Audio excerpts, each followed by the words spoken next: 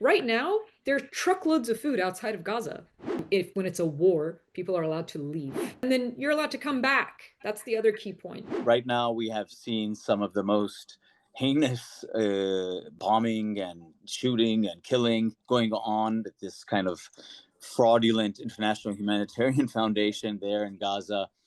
Um, in some ways, what's your sense of what's going on now, and what, in fact, uh, the purpose for, I guess, I don't know, Israel or the United States, what the purpose is at this point? When you look at what's going on in terms of Israel, and I agree with you, by the way, the assessment that the Gaza genocide is the moral issue, not just the moral issue, but the geopolitical issue of our time.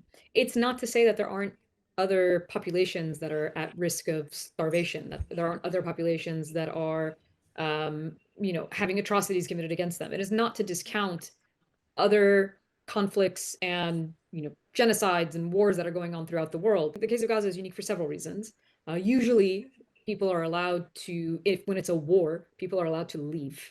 Right, you're allowed to leave a place that is a war, and then you're allowed to come back. That's the other key point, because the way that you hear this notion of voluntary migration from Israeli officials, and what they obviously fail to say is that the Palestinians are reluctant to leave because they have no right of return. That's part of what makes it unique. What makes it unique is the unprecedented nature in which Israel has crossed essentially every red line that has existed for the last several decades.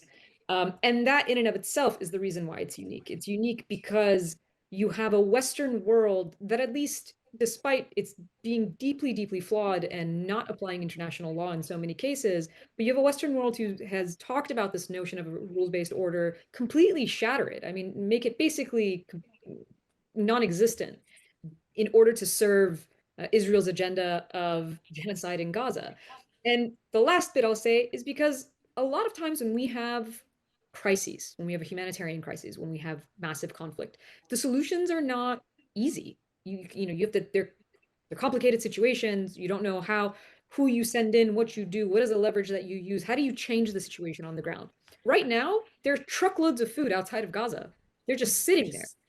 And it is a US ally, a Western ally that refuses to allow that food, that refuses to allow the institutions that were built by the international community to serve this very purpose to do their job.